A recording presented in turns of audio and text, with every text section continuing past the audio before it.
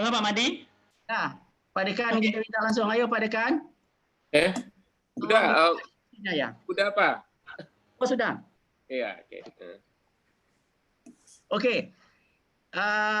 Now the time for Pak Helmi to head the discussion. Please, Pak Helmi. Okay, thank you very much. Assalamualaikum warahmatullahi wabarakatuh. Waalaikumsalam warahmatullahi wabarakatuh. A very good morning to all of you. It is nice to have Professor Sato with us this morning. Greatly appreciated. We are on the way of developing understanding, and practices on applying the transdisciplinary research approach. So your presentation today will be very useful for us, Try to see our research approach and strategies in the future, especially when dealing with small scale farmers, Bahasa Inggris itu yo. Sing Jepang itu. Jepang. Yo. Now I would like to share, where is it? Share screen. Share screen of CV Professor Sato. Let me check first.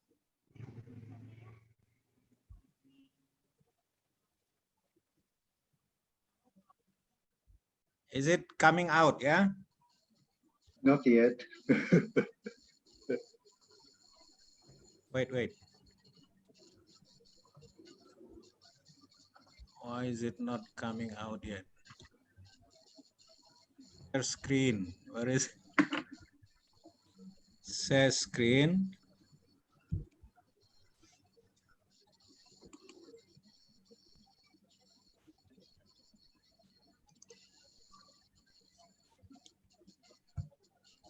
Professor Sato.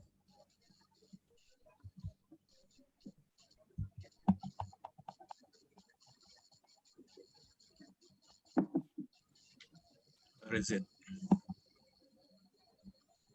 CV.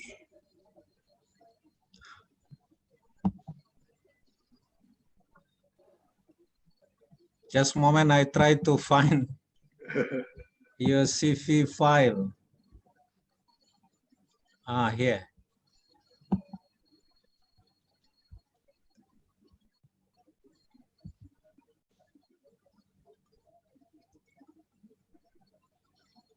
It's loading now. Just wait a moment.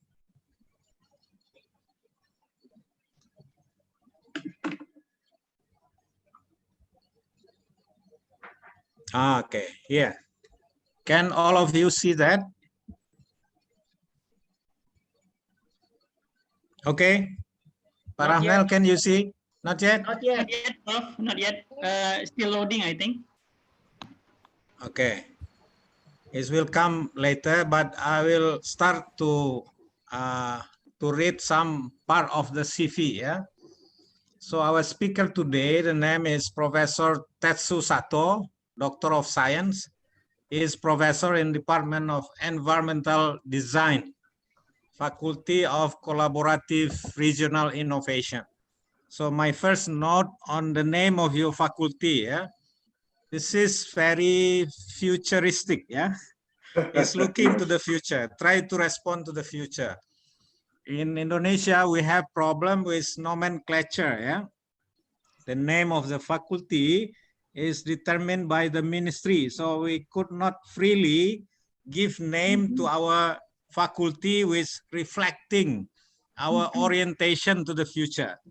So we learned this from your university, Ehime University, And now Professor Sato is members of Japanese Society for Science and Technology Studies, also the Society of Biosophia Studies, and members of Japan Association for African Studies, and also members of Ichthyological Society of Japan.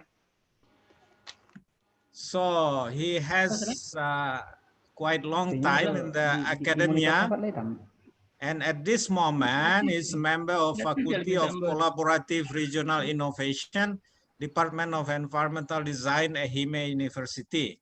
And previously, working for Research Institute for Humanity and Nature, and also Faculty of Tourism and Environmental Studies, Nagano Universities. So a lot of experience which are very relevant to talk about small farmers. Yeah. Now his research activities, if you see, is very related to the transdisciplinary research approach. Let's see, number one, published paper, formation of community of practices in the watershed scale with integrated local environmental knowledge. It shows that there is a substance of transdisciplinarity inside. Yeah? And also there is a question, also paper with questioning of a problem of social fit, assessing the role of bridging organization. This is very interesting, bridging organization. So maybe next time we can organize webinar on this topic, bridging organization. We invite you again, yeah? It's very interesting for collaborative work. Without bridging organization, then it's difficult to organize a collaborative works between different stakeholders. So it's very interesting research interest. And also, I would like to move more to conference. If you see here, it is transdisciplinary study of natural resource management under poverty. So Professor Sato already applied this research approach in his research activities. And also here you can see transdisciplinary approach, theory and practice in research. So today, this morning, we will have a presentation by Professor Sato, which is trying to deepening our knowledge about transdisciplinary research. Now, I would like to give a little bit introductory, which screen share, second screen here. Hopefully, it's not take long time. Okay, can you see? Yes. Yeah, okay. So as an introduction to presentation by Professor Sato, I would like to give 2-3 slides. Yeah, one is why there is a need for co-production of knowledge. We talk about nowadays about sustainability science. We live in one planet, and the way we develop this, the way our lifestyle, the way we use natural resource will affect the sustainability of natural resources, including in agriculture, agri-food system. Yeah. Then secondly, the nature of sustainable development problem, we face with sustainable development problems, that there is no single discipline can formulate solution to the problem. Yeah. So we need to do a transdisciplinary research to have a sufficient knowledge base in order to formulate solution to the development problem. In this case, in agriculture development. So that's why there is a need for us to move towards trans or interdisciplinary approach in the process of knowledge generation. We'll hear more later from Professor Sato. Now,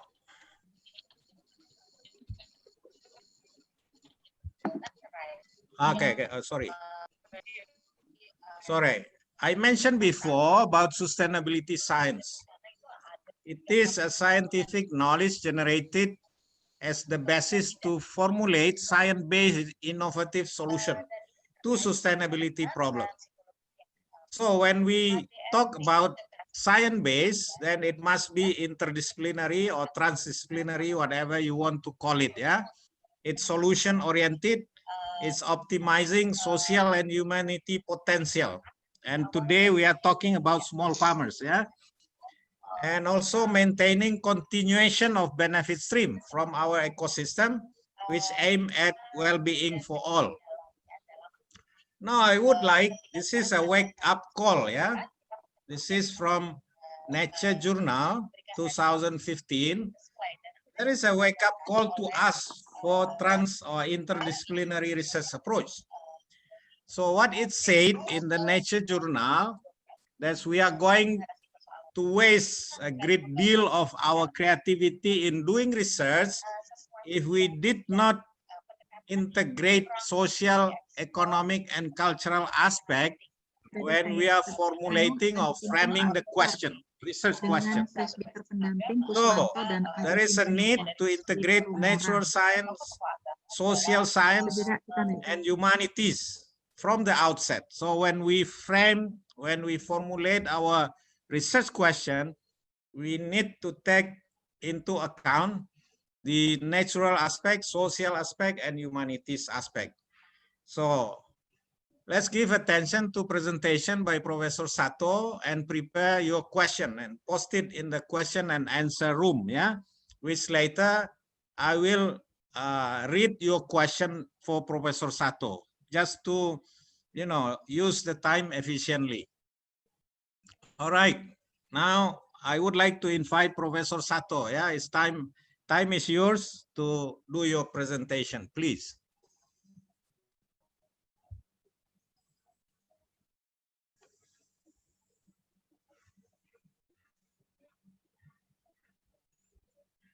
Please, yeah. Your microphone. Yeah, my microphone was mute. Sorry for that. Okay. Thank you very much, Dr. Helmi, for your comprehensive introduction about myself and also the purpose of today's talk.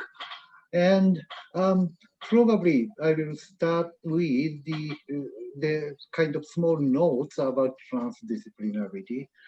Transdisciplinary goes far beyond the integrating different research domains, that is so-called interdisciplinary research, but also we recognize the importance of various types of knowledge that exist in the society, so that the society, many stakeholders in the society can produce different sets of knowledge, and these knowledge also contribute to sustainability transformation to tackle with the very difficult challenges about sustainability in the whole world. So that is some kind of message. We really need to get out from the academia or scientific domain, not simply integrating various research domains, but try to integrate far beyond, much wider range of the set of diverse knowledge. And that is a kind of take-home message for you today from my side. Yeah. And I will describe what we have been doing about these transdisciplinary approach in the past almost 10 years, and also add a little bit more about way forward in the future. And we are focusing on the Indonesian case studies because this is main audiences are Indonesian people, but we have been working together with various stakeholders all over the world. Especially, I've been concentrating on working with East African country, Malawi, so that these stories are also embedded in my talk today. So let me share my screen, first of all.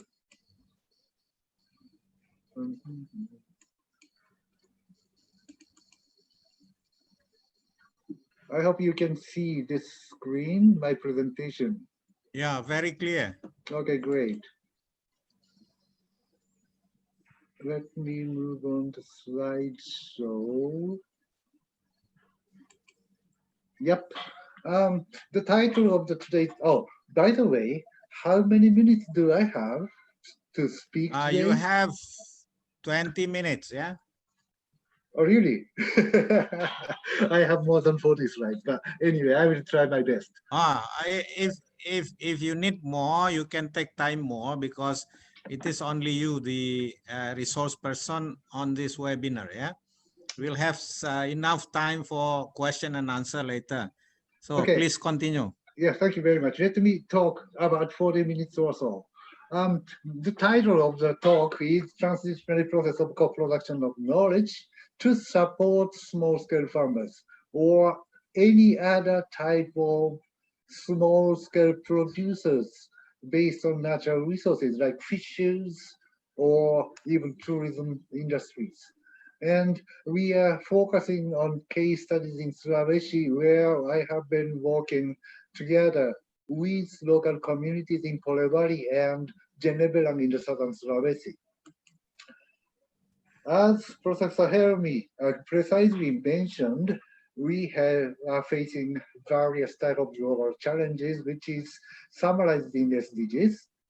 And especially we have been concerned about challenges of natural resource management, because in many developing countries, the poorest sectors, the most vulnerable sectors, are so dependent on natural resources for their income or subsistence or even energy. And there are lots of challenges, including overfishing, irrigation water management, small-scale agriculture or firewood resources, community-based tourism, and reduction of recycled waste. And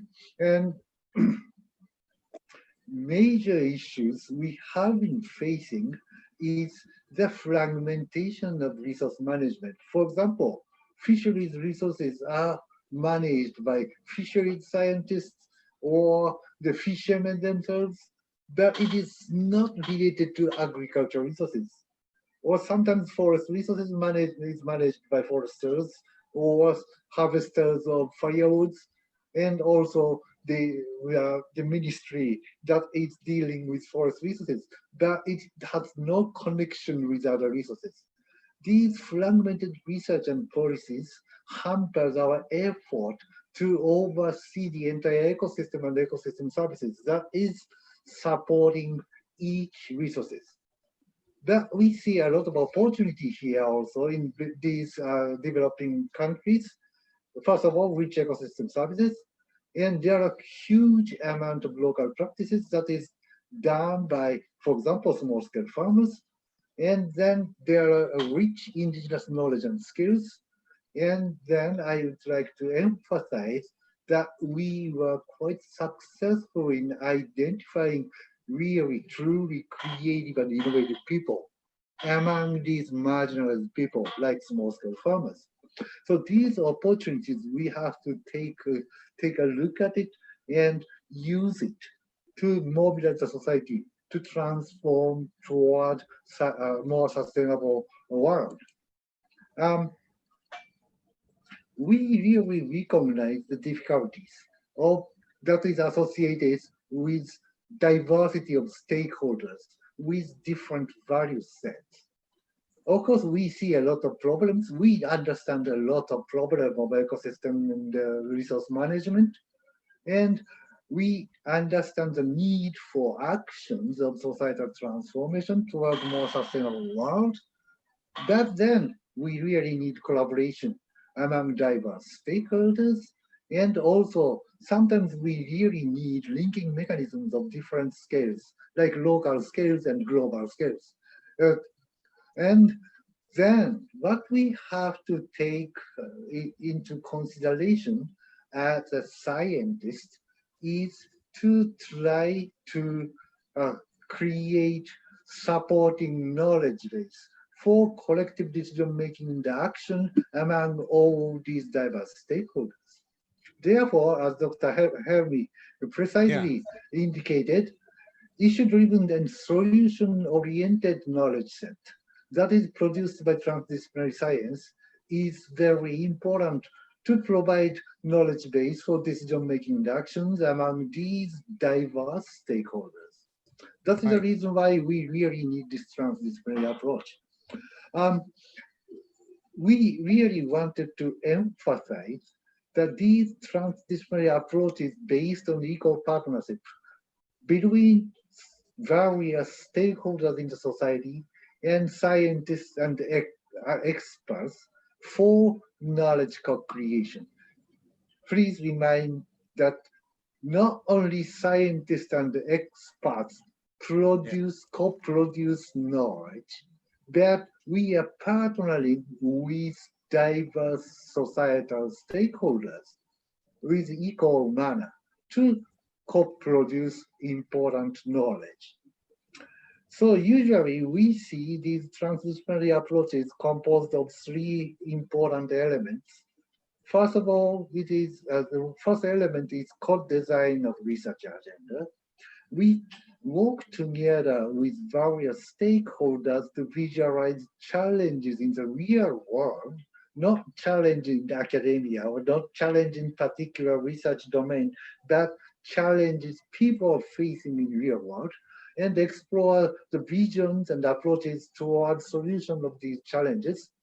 And based on these understanding, we try to design research agenda in collaboration with societal stakeholders. So you remember, usually we are designing our research program based on our own curiosity. But in this case, we really need to design research agenda together with various stakeholders to tackle with real-world challenges. Then we are co-producing knowledge together with various stakeholders. In this sense, stakeholders are not a kind of recipient of the knowledge that scientists or experts produce, but they are the major actor of research to produce knowledge together in collaboration with the scientists and the experts. And this process can open a wide windows for interaction and feedback. You know, scientific knowledge production always have a kind of feedback from societal stakeholders. That is the most important aspect of transdisciplinary approach. We are always talking together with stakeholders to gain their feedback about what we are doing together. And this produces great opportunities of continuous mutual learning. Please know that I emphasize mutual. Mutual learning means not only stakeholders outside academia, but so-called scientists or experts like ourselves learn great deal from working together with the stakeholders. And then we have another component, co-delivery of actions and applications. We will produce collective actions towards solution of difficult challenges based on co-produced knowledge. And we also move through adaptive process with feedbacks from various stakeholders, and also we as a scientist also give a feedback from our scientific viewpoint. And then whatever we will do, we will share and disseminate the outcome of what we are doing. And then it comes back to the knowledge co-production processes or co-design of research agenda. We sometimes need to modify our research agenda completely. So these three components are really important elements of transdisciplinary approach. And please note that these are all done by equal partnership with different type of stakeholders and scientists. And also, sometimes people misunderstand that we have to start from this. But this is not a kind of linear process starting from this and this and this. But we can start from everywhere. First of all, we do some action together, then learn something from them, and then co-design research agenda to co-produce knowledge. Or we just start thinking about something together to co-produce knowledge, and then go back to the design of research agenda, understanding the gap of our knowledge, and then go to co-delivery or collective actions. So these type of very adaptive feedback and moving around these three components is another very important aspect of transdisciplinary approach. You know, we cannot say okay, we now understand, we finished co-production knowledge. We can just do something. That is something that not happen in this complex world.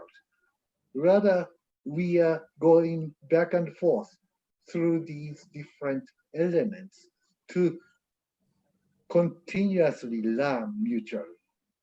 Do you think this explanation about the transdisciplinary approach seems to be quite clear? But if you have any unclear part or uncertainty about what I'm talking about, please intervene at this particular moment if you have any. Yeah. Do you think it's okay? Yeah. Okay. Okay, let me proceed then. So this type of transdisciplinary approach can produce not a kind of fragmented knowledge, that integrated knowledge that is necessary to produce collective action to solve difficult challenges. And these are very dynamically produced and improved every time whenever we try to do something or whenever we try to understand something. So this type of knowledge we call integrated local environmental knowledge, or ILEK, I-L-E-K. You know, conventional structure of knowledge is basically here and here. We see the knowledge, most important knowledge comes from professional science. Some part of knowledge comes from daily life of people. And these people's knowledge can be a kind of supportive, can play a supportive role of our research. This is a very, very classical dichotomy of knowledge production. So that major knowledge producers are scientists and experts. People learn it, and people also provide their daily life knowledge to us so that our science can be improved. But now the things are totally different if we see the complexity of knowledge producers and knowledge production processes. For example, we quickly recognize the emergence of citizen science. These people are doing professional ways of science. And then we now recognize there are lots of variable, technical, or even scientific knowledge among farmers, fishers, for instance, and non-governmental organization, media, business, industries, and of course, government and government agencies, research agencies have tremendous set of knowledges, and they are producing these different set of knowledge continuously. And so this ILEC is trying to integrate all these different sets of knowledge in the society through transdisciplinary processes, so that this ILEC is always co-produced across diverse knowledge sources and dynamically transformed. This is a concept of ILEC that is going far beyond classical dichotomy of knowledge production between science and daily life of people. So, of course, somebody have to synthesize or integrate all of them. And nobody can do it perfectly, but everybody can do it. Of course, the scientist or expert has a kind of privilege because we are trained to learn about different set of knowledge and trying to integrate all of them.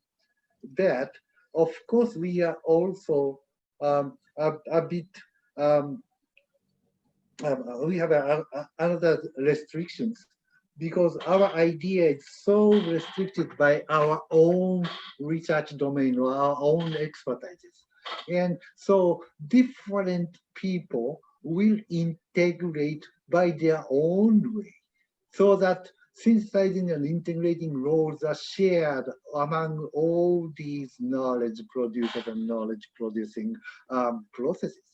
That is the basic idea of ILEC. Dokter Nela Kati. Aku cuma minta obat, bye.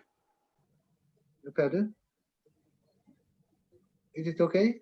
Please Yep. mute your microphone, yeah, so Oh, no sorry, back I was- sound disturbance. Please continue, Yeah. Professor. Thank you very much. I was shouting a little bit.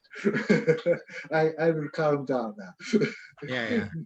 Okay, so, and especially we believe that transdisciplinary research with marginalized and vulnerable people, especially like small-scale farmers or small-scale fishers, like this. This is a Lake Malawi fisherman, very small scale.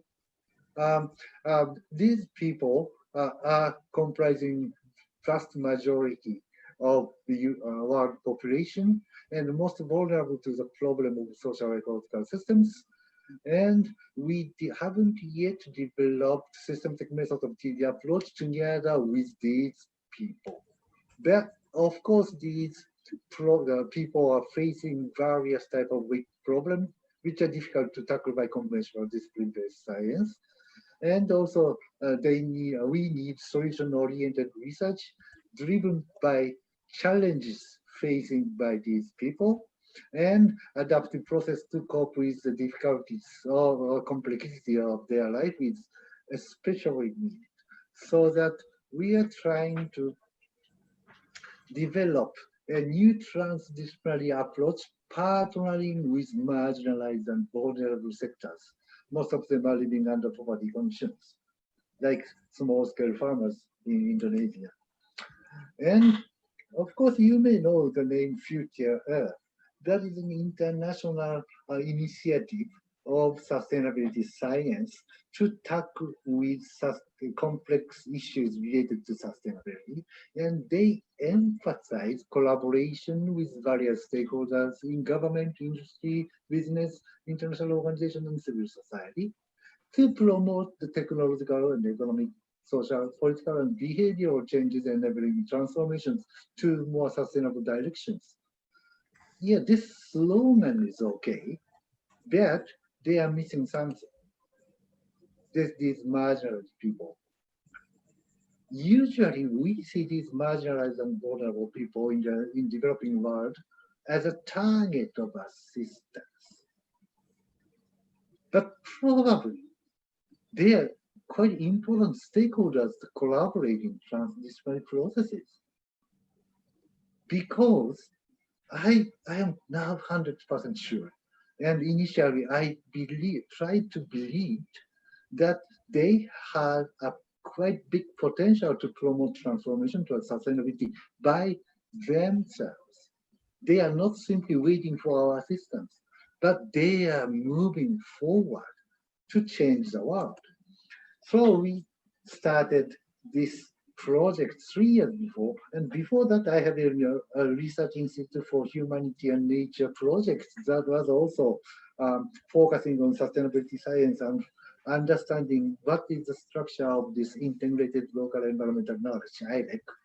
And based on this project, we started 3-year project that is just finished, the transdisciplinary study of natural resource management under poverty conditions, collaborating with vulnerable sectors, which we call DIDLIS project.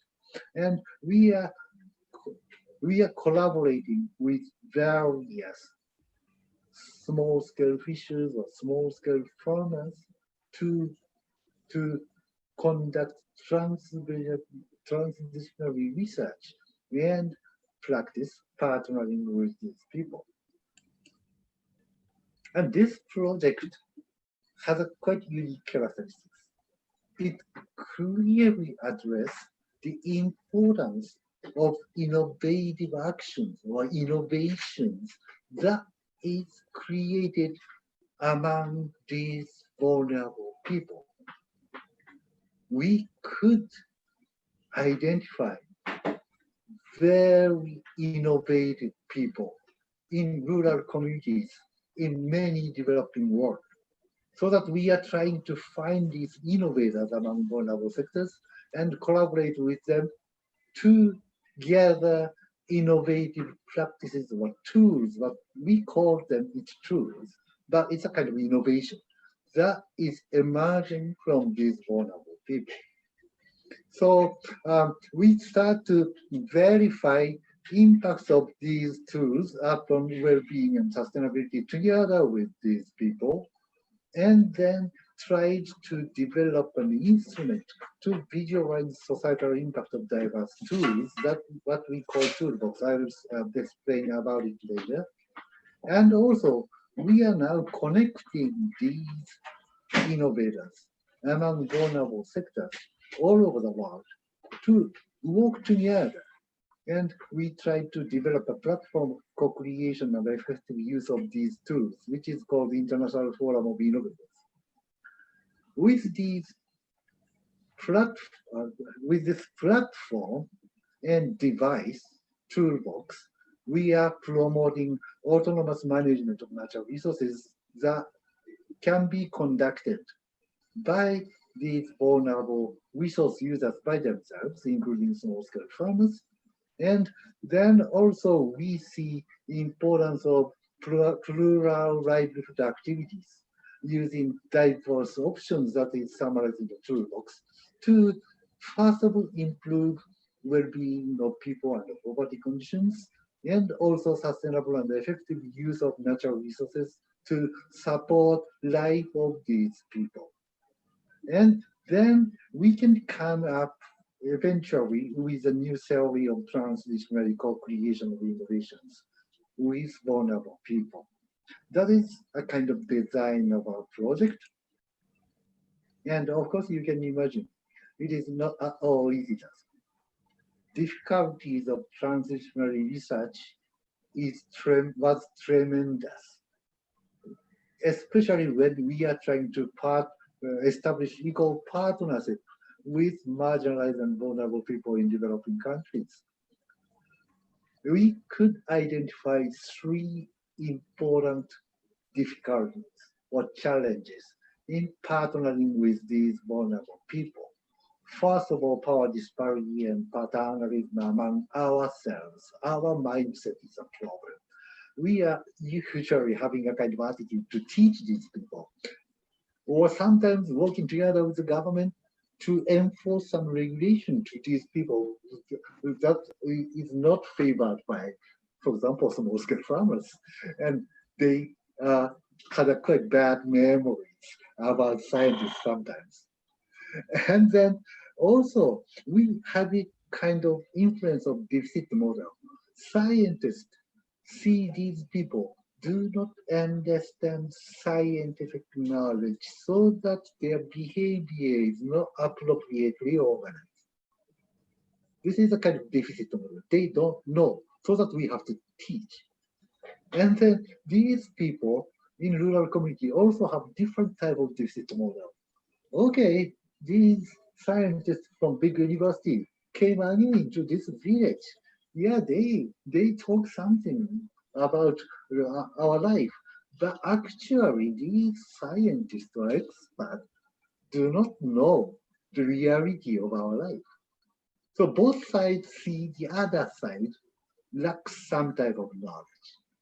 And this type of deficit models create huge gaps about worldviews, values, motivations, knowledge system, and concept or sometimes language that is used. This is the second difficulty. And the third difficulty is concentrating decision and actions, especially among these marginalized people. They have a lot of constraints, so that they, even when they know what they should do, they cannot do because of millions of reasons. And so to overcome these difficulties, first thing we thought we have to do is change of our mindset, or bringing a new lens in our side to collaborate with marginalized people, which I can shortly mention humble scientists. We have to be humble enough to work together with these people. First of all, we do not see these people as a target of assistance. They are equal partners of co-creation of knowledge. And we need to trust huge potentials of these people to create autonomous innovations by themselves. And these also we need to believe by ourselves that these local practices leverage transformation of social ecological system to end poverty, to develop more sustainable world. And also, we are, now I'm 100% sure that we need to believe that academic innovations can be produced by learning from practices of these marginal people under poverty conditions in their real world. This is a kind of idea of our methodology to develop this dialogue deliberation in living sphere methodology. We call it DIDLIS. This is a transdisciplinary methodology of dialogue and deliberation with vulnerable sectors in developing countries, which is developed in Malawi and tested in other 6 countries, including Indonesia. And this is focusing on dialogue to visualize challenges facing these people and co-design research agenda. And trying to do this, we are quite capable of identifying autonomous innovations emerging among these people. And also we are quite successful in visualizing multiple options to improve their potential of plural livelihood activities to cope with uncertainty and unpredictability. The basic idea is through dialogue, we try to build mutual trust.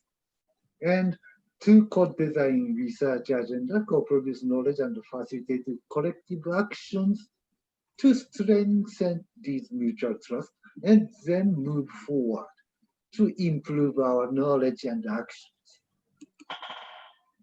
This is a kind of detailed description of the tips we have to first of all, alleviate our disparity to build trust and overcome deficit model to fill the gap, and then manage uncertainty and restrictions for decisions and actions by co-production of knowledge. And I don't step into very details about all these tips, but the most important thing is they're described in this blue. First of all, to alleviate our disparity, we need to work together with somebody who are already trusted among the community, and also who have a kind of potential of residential researchers. That is a kind of somebody who are doing research, a kind of research or knowledge production deeply embedded in the society. And also, as the Professor Helmy stated, the function as a bridging organization, or in our wording, we call these bridging organizations knowledge translators, bridging the gap between different types of knowledge sets. So that there are lots of people, like for example, kind of farmers, agriculture extension officers, or these type of people who are always working together with the small-scale farmers. Or in our case in Malawi, we are working together with fisheries extension officers, and then also local leaders are sometimes playing these type of roles. And some of them, not all of them, but some of them are deeply rooted to local community and trusted by local people. So that these trusted knowledge producers and translators are quite critical because they are friends of local people. And we go to the local community as a friend of these trusted people, so that from local residents or from small-scale farmers, we are a friend of somebody who they trust. So this type of process is most important. And then to fill the gap to co-design research agenda, we recognize that not a kind of one-shot dialogue is not at all effective, or just living in the community for a long time period may obscure the gaps. Rather, iterated, repeated dialogue is most important to build trust. we can visit local community many times to build trust, to fill the gap, bridge the gap, and promote collective thinking together. And then manage uncertainty and restriction for decision and actions. We have to be very careful that first priority is well-being of people, not, for example, resource management. Sometimes as a scientist, or even as a conservationist, we go into the community with the first priority in our mindset, like resource management or conservation. But it doesn't solve the people's life, doesn't contribute to the people's life. Rather, we have to focus on well-being of people, and sustainable management of resources, like agricultural resources, can be achieved by our action as a byproduct. So this type of structure is mostly important because the first step is the improvement of well-being of people. So with this methodology, I came into the 2 case studies in Indonesia. That is both of them amazing example, and we have learned quite a lot. First of all, first example is Polewari case. This is a small group of people, 3 people, making small local organization called Untitled Indonesia Hijau. And these people, Mr. Helmi, Mr. Icha, and Mr. Umar, these 3 people are doing various things of, first of all, technical improvement for small-scale cacao farmers. These cacao farmers in Polewari area is quite small in scale, about 1 hectare in cultivation area with 10 trees of 1,000 trees of cacao, and they are coming with some value addition by using fermentation skills and also various ways of the sustainable production of cacao. And then these people also trying to mobilize quality of life improvement project as a kind of employee of international cacao companies. That means they are in the side of purchasing cacao. Some of them are in the side of purchasing cacao, but they are trying to translate different type of knowledge among local farmers and international companies to propose, for example, local best combination of cacao variety or production of local commodities using cacao. And then working together with them, farmers are developing their capacity. Through these steps, I don't get into the details about these steps, but eventually some of these innovative cacao farmers can diversify cacao farm products, not only cacao, but having various other products in cacao farms to cope with uncertainty. For example, the cacao production was low. In case when cacao production is low, they can supply other products from their cacao farms, and they are quite successful in accumulating capitals and expand their farmlands. So this Untitled Indonesia Hijau is a true innovator and translator crossing the scale from local to international. And of course, there's still challenges like farm management and water resources in dry season. And they are tackling with these efforts depending in a very adaptive way. This is the slide that one of these Untitled Indonesia Hijau people, actually Mr. Umar, produced and shared with me. And they see there are a lot of problems about conventional farmers, and they can fill the gap for them to become more sustainable farmers, and then the business will develop. These type of steps are needed to improve the well-being of people's life, and as a byproduct, the sustainability of cacao farms, and also the sustainability of their businesses. And they feel, this is the slide from Mr. Ichao, and they feel that they are actually developing community. It's international community, not local community. They are focusing on ensuring the quality of cacao, and then they improve the cacao quality, and farmers start to enjoy producing better cacao, and farmers, buyers, and chocolate companies and consumers are producing a kind of huge community. And they are mutually supporting. These type of vision, this is the kind of visions of their businesses. And they have a great local livelihood-based skills and knowledge, improve agriculture techniques for higher productivity. The various techniques, this is Mr. Erwin, and he is a really good local technician to improve cacao production. And they have a very subtle technique like these pollination effort among cacaos and grafting.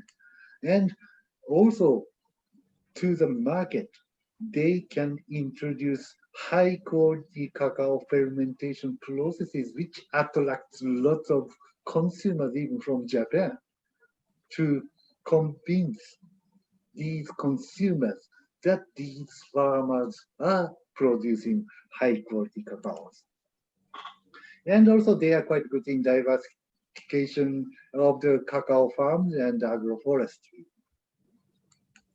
And also they are trying to train young generation by assisting their activities so that these people will be a next generation of knowledge translators in this area. The second example is Genevelang watershed. As you know very well, Sulawesi Island is here, and Genevelang watershed is around here. And this activity was done together with Professor Dolores Lamprisella in Hasanuddin University. And this is her slide actually. And Genevelang watershed have this area with this very, very multi-purpose dam completed in 1999. And it supports life of almost 300,000 people. Most of them are small-scale farmers in this watershed. And irrigation water channel was there, but it was international donors created, constructed up to secondary channels.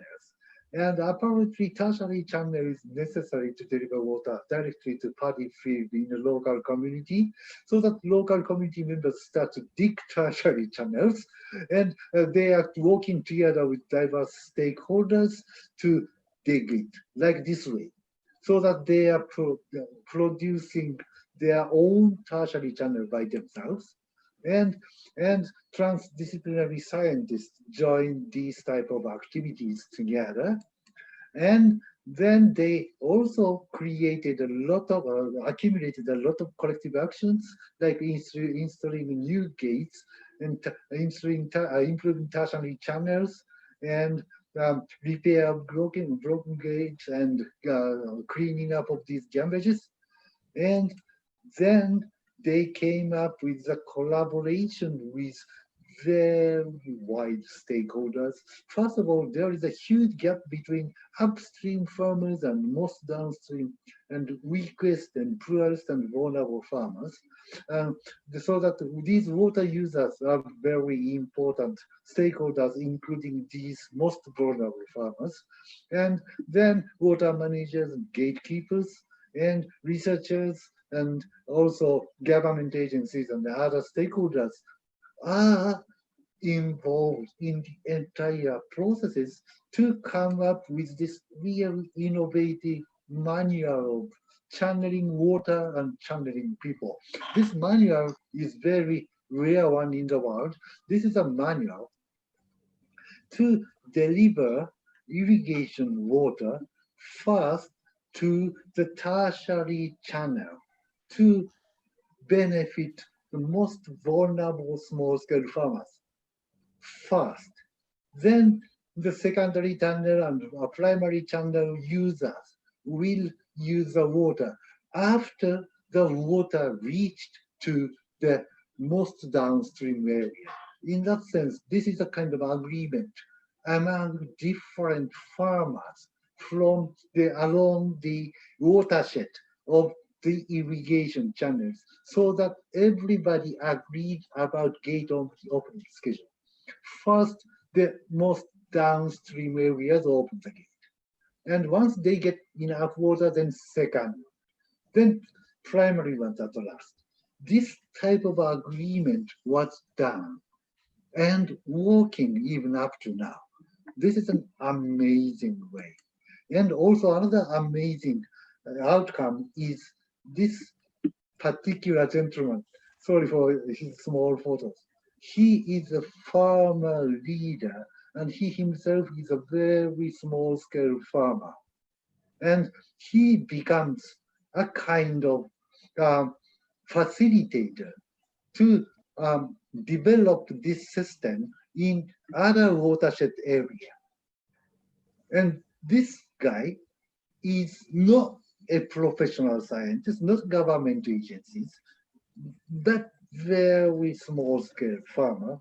He himself identifies himself as a poor farmer, but he clearly mentioned that he is happy because he can support similar farmers in other watersheds based on his experience.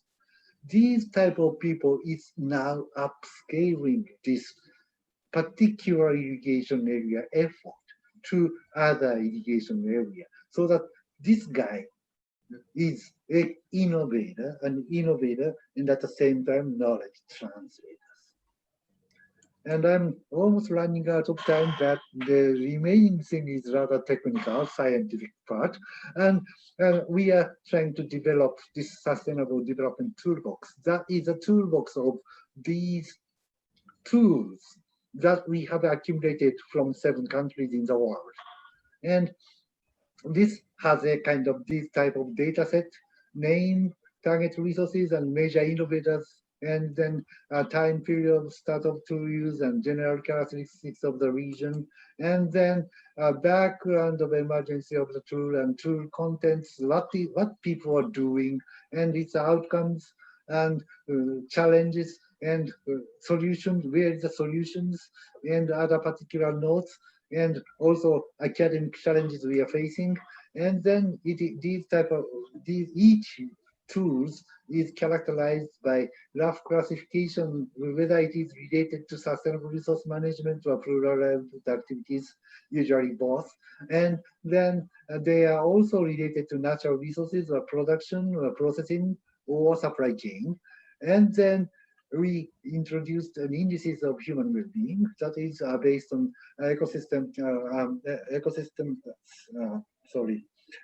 Millennium Ecosystem Assessment, and we are using these indices to clarify the relation between these tools and human well-being.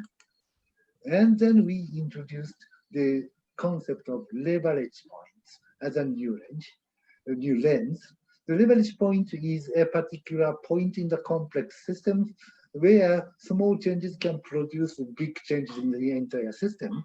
And we can design policies or interventions or even collective actions to influence these leverage points to promote dynamic change of the entire system, in the sense societal systems. And these leverage point idea came to our analysis, and we came up with some kind of methodology to identify these leverage points in each innovations in the world. This is a kind of procedure we took. We came up with, based on these database, we made a detailed cause and effect timeline in this way. Something happened there, and then something happened. And then this resulted in other things, and then the other things resulted in other things.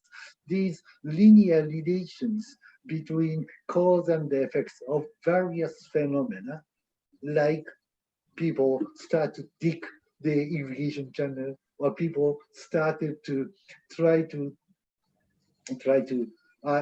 apply sophisticated technique of grafting of cacao trees, or these type of things are all listed in this type of cause and effect relationship. And then we developed this type of networks. This case is the Genevelan cause and effect networks. This is an two initial conditions, and then many things happened in this system. And these, we could identify these positive feedback loops also. That is something that,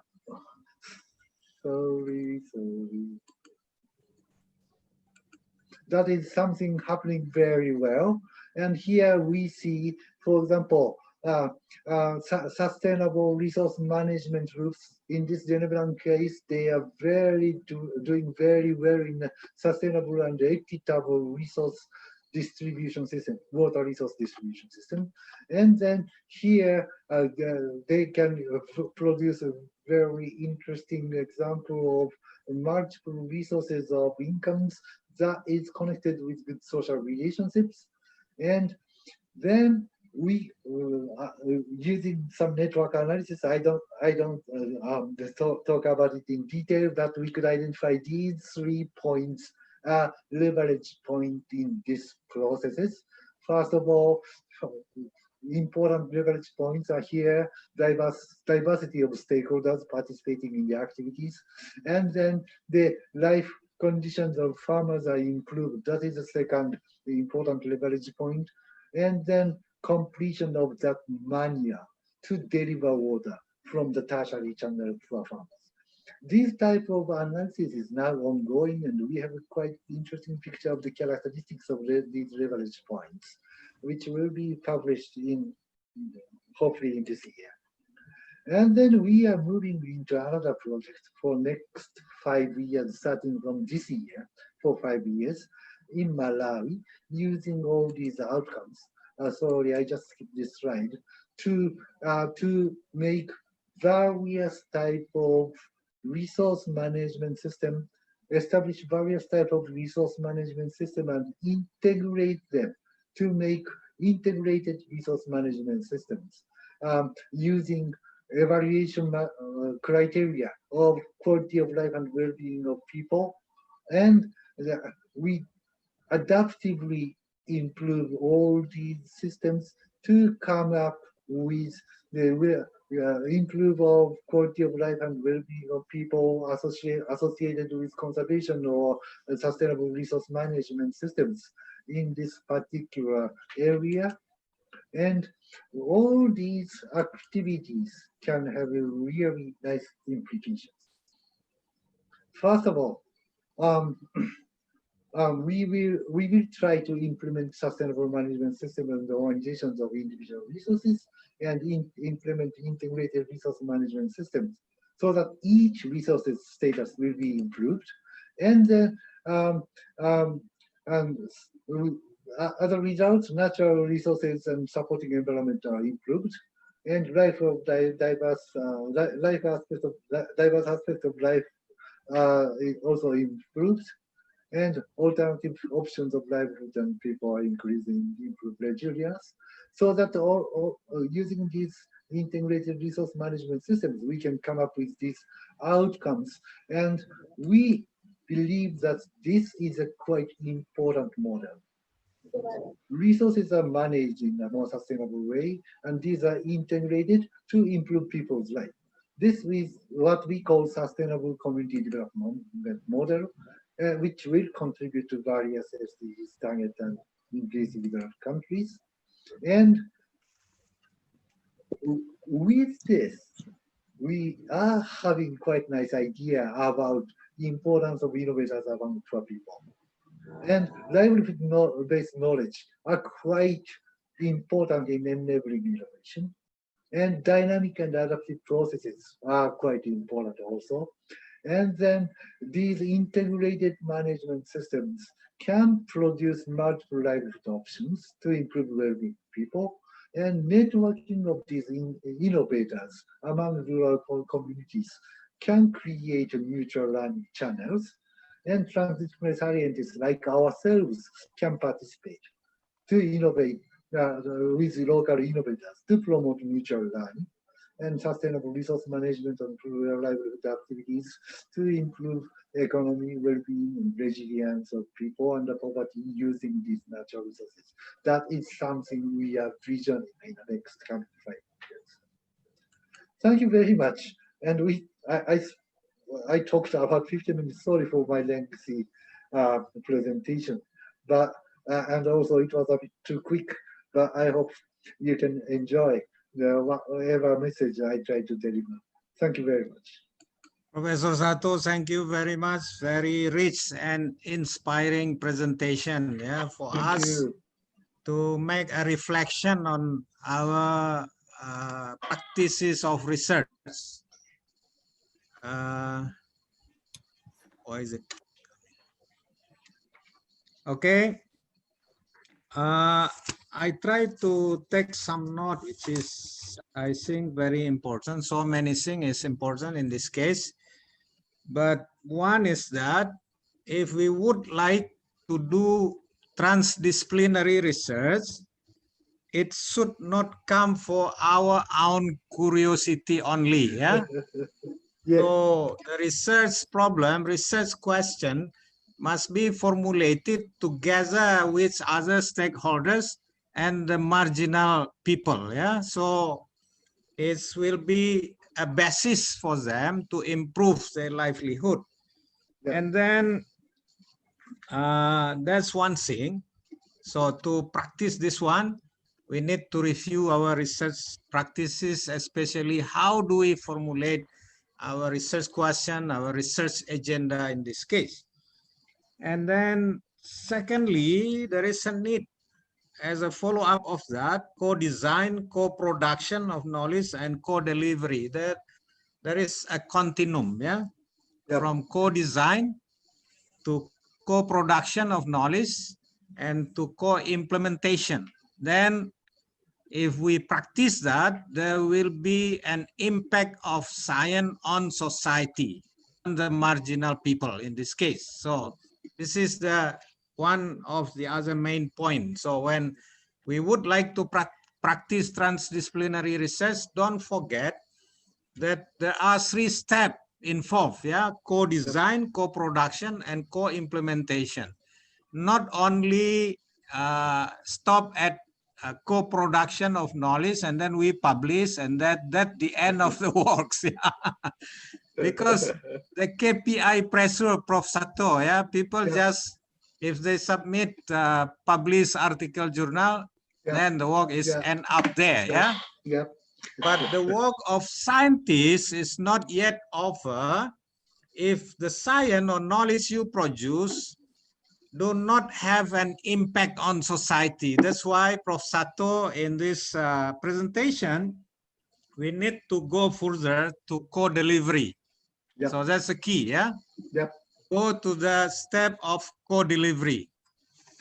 And I think there is a problem. Before I read the question to you, Prof. Sato, this is a time-consuming work with transdisciplinary because we need to do dialogue with different stakeholders, with marginal people. We need institutional support.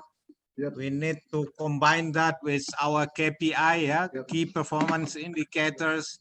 What is your experience in this case? How could you get institutional support from the university, from the government agency or ministries in this case, and from other key stakeholders so that you can fully implement the 3 steps you mentioned before, co-design, co-creation, and co-implementation. Before I read other question, please comment on that. Time is yours. Yeah. Thank you very much. Also, thank you very much for your very precise and clear-cut summary of the messages about transdisciplinary research. You are absolutely right that the TD research has to be focusing on real-world challenges of stakeholders like small-scale farmers, and co-design and co-production is not the end. Collective action is a quite important component, and collective action simply means scientists participate and have a kind of responsibility of the real world actions. That is the most important things. And you are absolutely right again that these processes are quite time consuming. Actually, what I have been doing, I have been talking about today is very quick summary of about 10 years research activities. And these research activities are basically supported by Japanese government. First 5 years is when I was in Research Institute for Humanity and Nature. This is a national institute, and this institute provides enough funding. Hello? Is it okay? Yeah, please, Prof. Yeah. Sato. Yeah. Enough Yeah, please funding. continue. Yeah. Yep, enough funding for 5 years to do basic research about integrated local environmental knowledge. And from the third year of this 5 years project, we also were successful in gaining support of Research Institute of Science and Technology for Society. That is a part of Japan Science and Technology Agency. That is again Japanese government organization, which started to the core of future transdisciplinary studies, feasibility study, from the 30 years of the first ILEC project. So that we started feasibility studies and then trial, next year trial, and then from 2017, we started 3 years of this DIDLIS project, so that we had a quite enough support from the government, although all of them are competitive funding. So that I had to fight a lot to get these fundings. But once you're successful, then these fundings are relatively long-lasting. I have been complaining about this DIDLIS project because this main project part is only 3 years. But in fact, it is almost 5 years project. But still, we thought it's a bit short. And we found that as a scientist, we need to stop in the middle of the activities to summarize our academic impact, to produce paper or books. Actually, I just completed 3 book chapters came from this DIDLIS project. But this is not the end of research, or not a kind of completion of the entire research. I just write some kind of snapshot at this particular time period to show the academic community that this is what we are doing right now. And then, of course, our effort is continuing. And lucky enough, I was successful in producing these snapshots in a particular moment of the transition of different projects. And now we are starting another 5-year project, mainly focusing in Malawi. But now in this Malawi project, we are also trying to connect innovators from Indonesia, like Polewari people and Jeneveran people, with innovators in Malawi, so that we are trying to produce a mutual exchange among them, so that we will see the next step in this 5-year period. And then we have to stop somewhere to publish a snapshot at this particular time period to continue on our request of research funding. This is something we have to do. So one important message is at these long-lasting research continuing, we have to sometimes stop and try to figure out a snapshot as a kind of academic paper to produce scientific impacts. That is something I would like to deliver. Yeah, thank you very much. I would like to inform you that at the moment, Indonesian Ministry of Education has the policy of learning freedom for the student and campus freedom for the university to design this kind of relevant research and action and development of competency of the student. So to That's all nice. of colleagues who Yeah. attend this webinar, maybe you can bring this idea and integrate into translating the policy of the freedom learning and freedom campus, integrating this idea from Prof. Sato into how do you translate the policy into action in your own campus, yeah, in your own curriculum.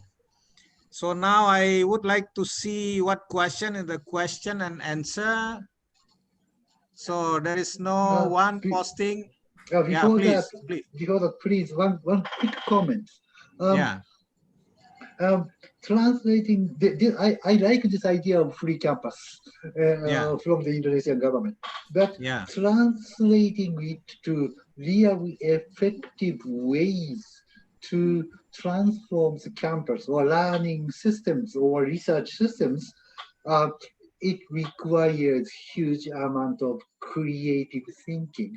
And at the Yeah. same time, it should be collective thinking, not Yeah. simply among you or the faculty members, but think together with government agencies, funders, or even students to think together about how you can really change the campus style and research and education style to make it more creative.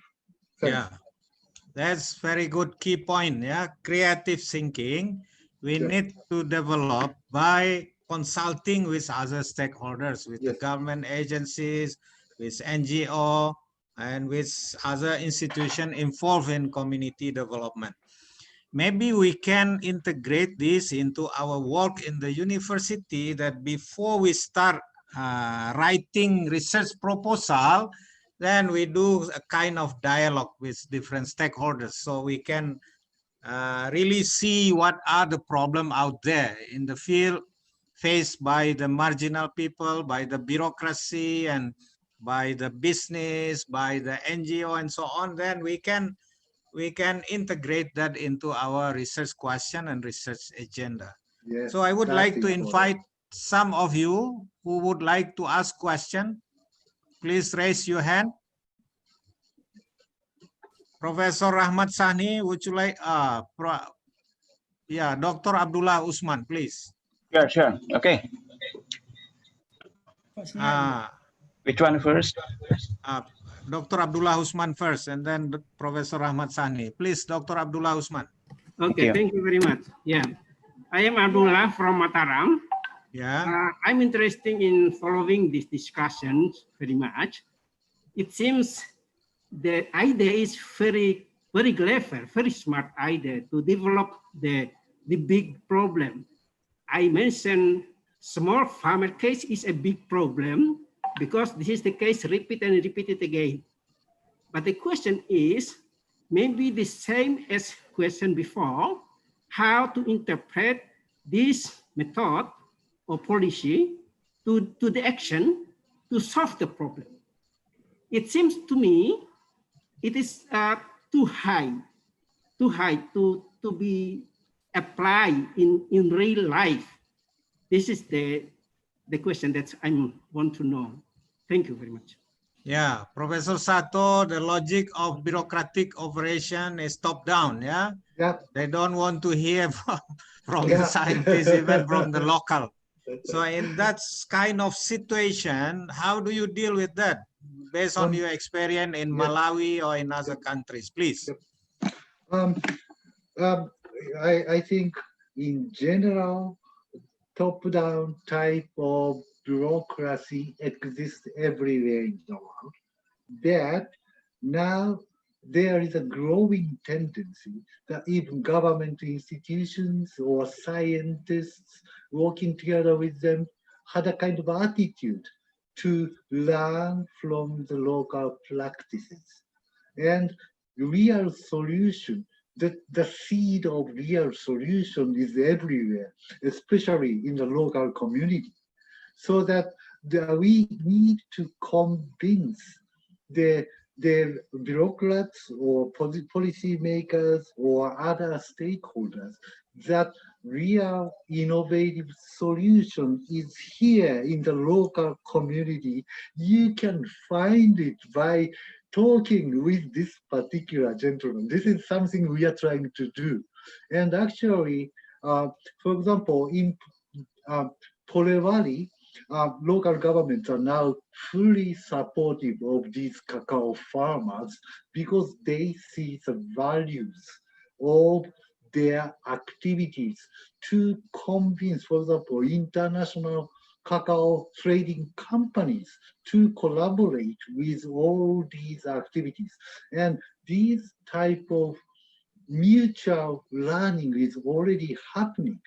The problem is we sometimes overlook something that is already actually happening, that trying to find out ways how our ideas or our thinking can be applied in local communities. So that this is again another value of transdisciplinary processes. We tried to observe the real world in a very careful and adaptive way to understand the real meaning of what people are doing there. And then trying to formulate it in a more logical or scientific ways to convince other stakeholders. This is something that, as Professor Helby first stated, the role of bridging organization, or in our words, it's a role of knowledge translators. Yeah. We have to understand the value of local practice and translate it to deliver message to policymakers. That is something we have to do. Yeah. Okay. So we need to convince the government ministries and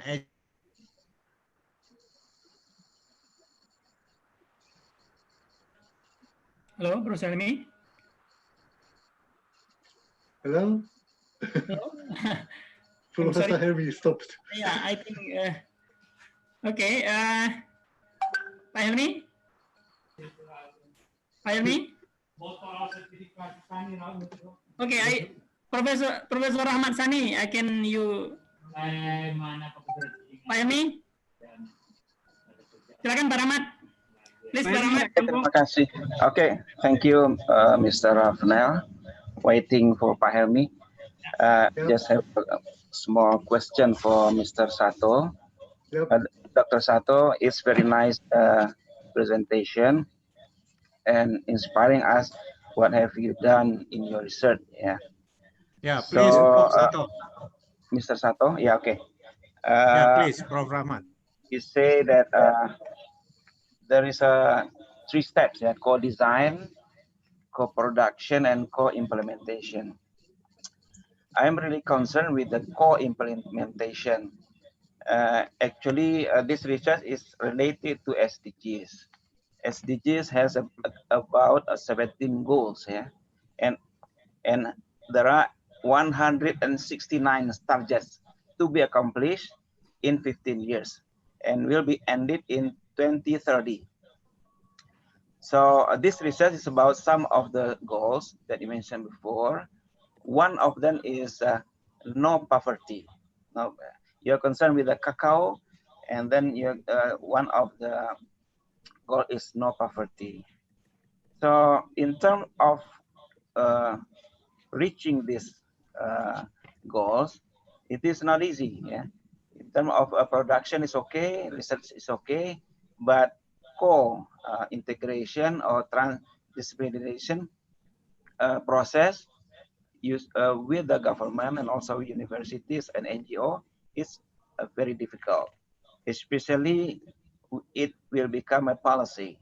Without policy of the government, we cannot implement this kind of production of the kind of knowledge that you have mentioned before. For some cases, it will be okay. There are some cases it is well done, but in mass production or in mass implementation, it is quite very difficult. I would like to know from you, maybe the idea or something that has your experience in doing this kind of mass implementation, so the goals of no poverty can be reached by Thank you. the 2030. Thank you. Thank you very Yeah, much. please, Prof. Sato. Yeah, that is a very important point, I think. SDGs list huge amounts of challenges to do what?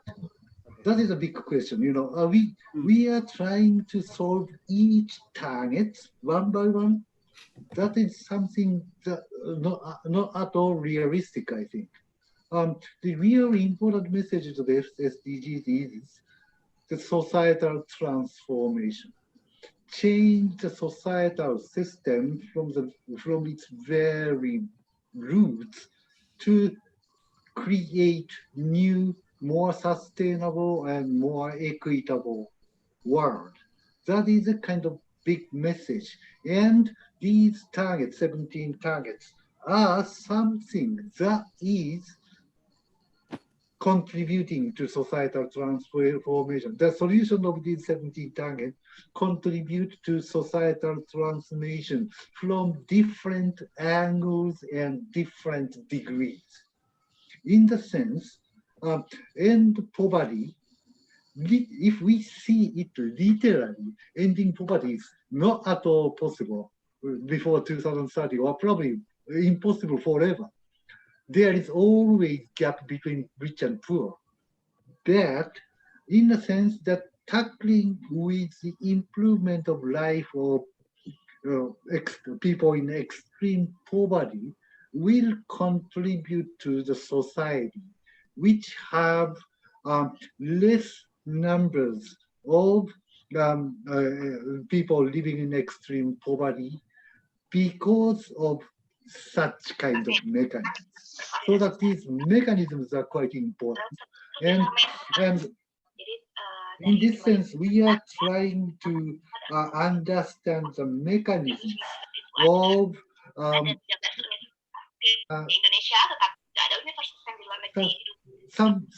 some voices are there. Do you think I can continue?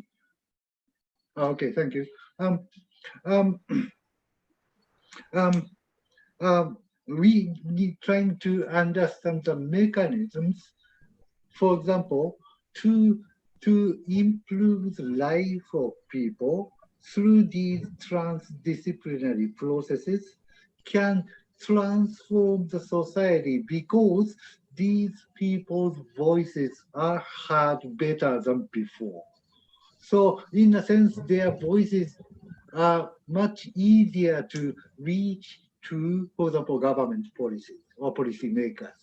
That is something we have been observing in various occasions, like in Polewari, their voices are now moving municipal governments. In Malawi, some of the local practices of fisheries resource management can provide a model for national fisheries policy. And in such a sense, we can find out channels that each small-scale actions in small-scale communities can produce much wider impacts through the change of policies by delivering appropriate messages about the meaning of these practices. And this eventually leads to drastic change of the social ecological system to transform the society to a more sustainable way. And this transformation of the society not simply promoted by policies, but also behavioral change of people and change of economy, change of social relationship, and all these aspects are coupled together to transform the society. Oh, thank you very much. I could make sense? Okay.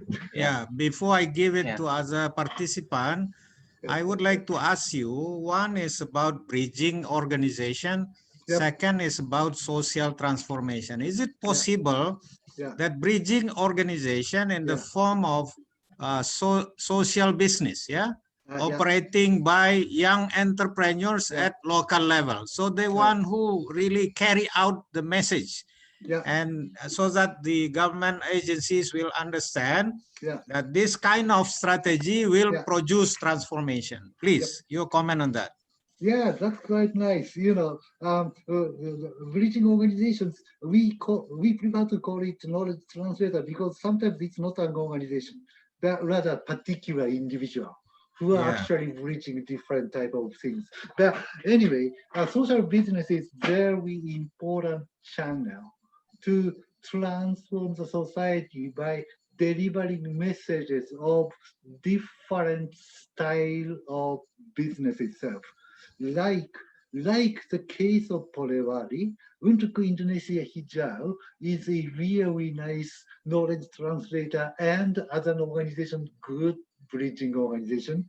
And these people are quite successful in changing, first of all, the lifestyle of cacao farmers by producing methods of high quality cacao and also the agroforestry and diversification of the products of their cacao farms.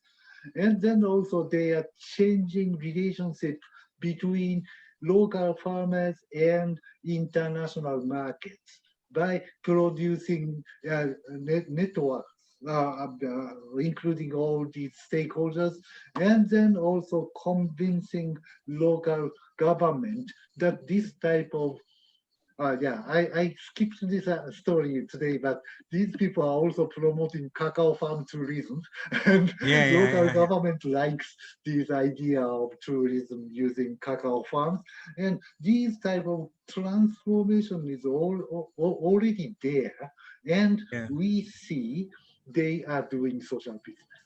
They are not simply doing business to sell cacao, but they are trying to transform the life of people, farmers, transform the mindset of local governments and international suppliers. That is an amazing way that social business can influence the entire system. Okay. I would like to invite other participant who would like to ask question, please. Yeah, Professor. Is there any? Yeah, please. Dr. Hasna, please. Yeah, thank you very much. It's very interesting presentation. Thank you very much, Professor Sato, for that. Thank you.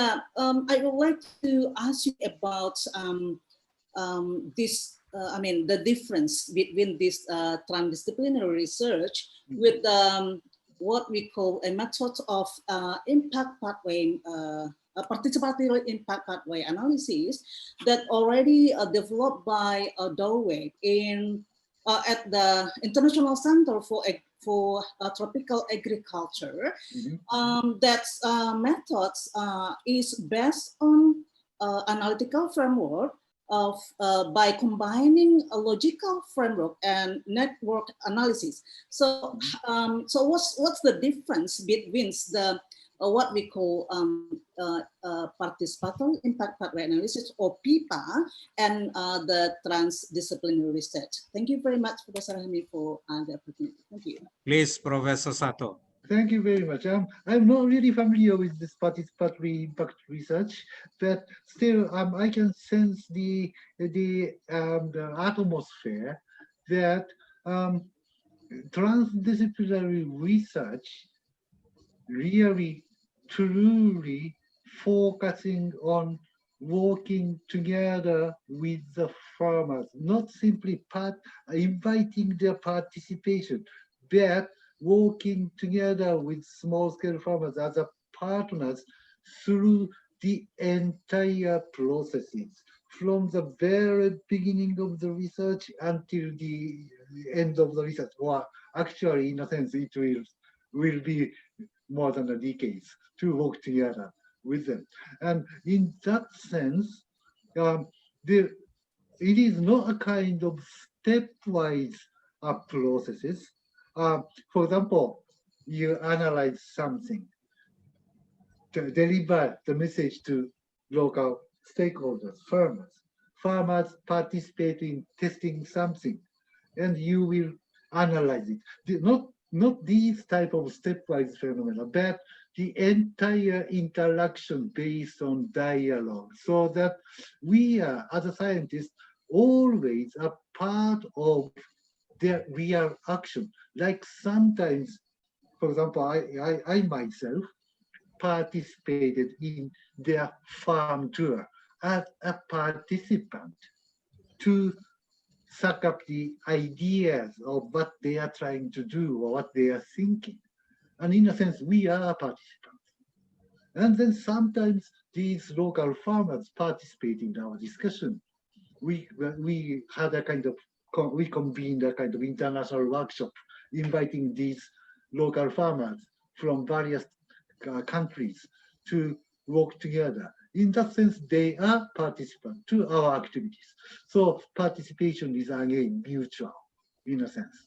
So that this is totally different from conventional scientific stepwise processes, but rather mutual interaction that is always happening in various channels. And through this, we can identify some kind of important elements which we as a scientists look more carefully. But this process is also conducted with these local innovators. So that this is a kind of fundamental difference between conventional knowledge production system that is engaged by various, truly various research institutions all over the world in various ways. Thank you. Is there any other question, please?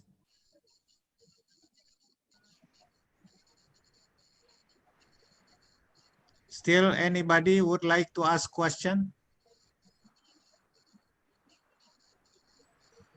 All right, I would like to ask you also, because it is something interesting, also useful in the context of the new policy of freedom campus, campus freedom and learning freedom in Indonesia. And we would like to integrate this idea of transdisciplinary as part of the development of competency of the student. So gives them opportunity to work in the field, have them experience working with marginal people, involved with generating knowledge which is relevant for solution, this kind of thing.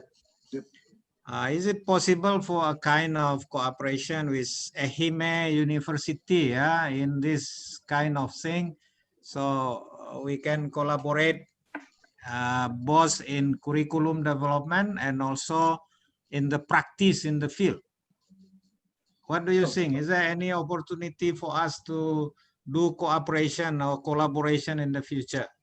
Oh, yes, I'm quite sure about that. Actually, you may be familiar with 3G program. Ami-san may know about it very well.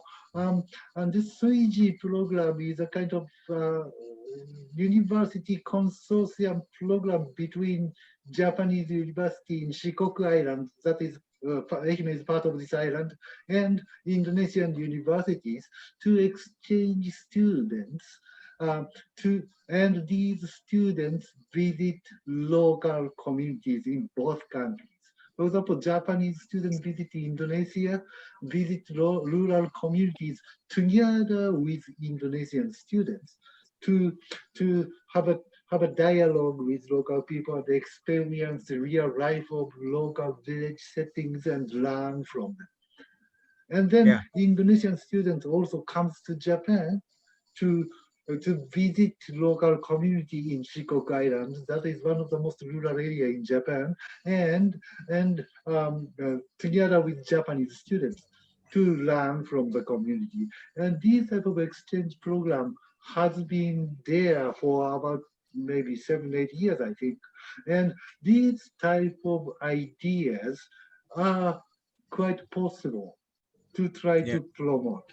And of course, one of the difficulty is to find out tangible benefit to the community who are accepting these students.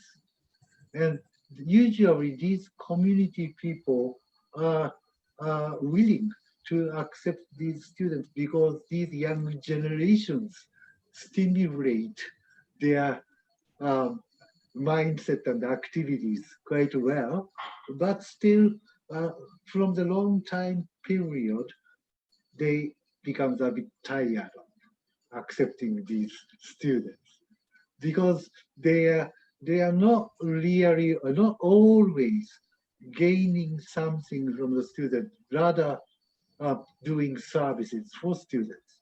And this is something that we have to be very careful about bringing in our students into local communities. What kind of tangible benefit these students can produce in the local community. Yeah, I would like to inform you that before Gifu University from Japan initiated a consortium with 14 members of universities in Asia, yeah?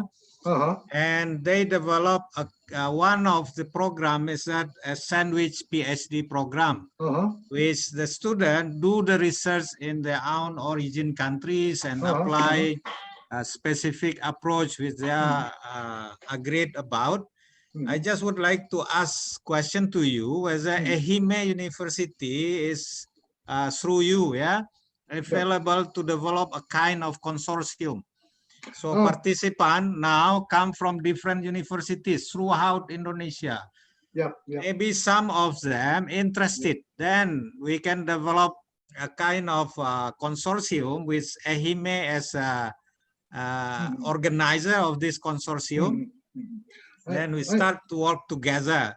In the case of Gifu, they get support from MEX, the Ministry of Education of Japan, for the scholarship, and also other source of research funding, which enable the student to do research back to their own country. So the dissertation, the thesis, the PhD thesis, the result will be useful for the local community, for the government also to adopt as policy. What do you think? Can we move forward to initiate a kind of consortium, yeah, with Ehime as main organizer? That's quite interesting idea. And in our university, we have to think of which department can be the lead of this type of activities. And the International Relationship Department is now quite busy with the Swedish program. But probably the graduate school of agriculture, where Ami-san is studying right now, is potentially a good channel to try to initiate such type of consortium. And I think there are some kind of consortium already, but still I would need to check it carefully.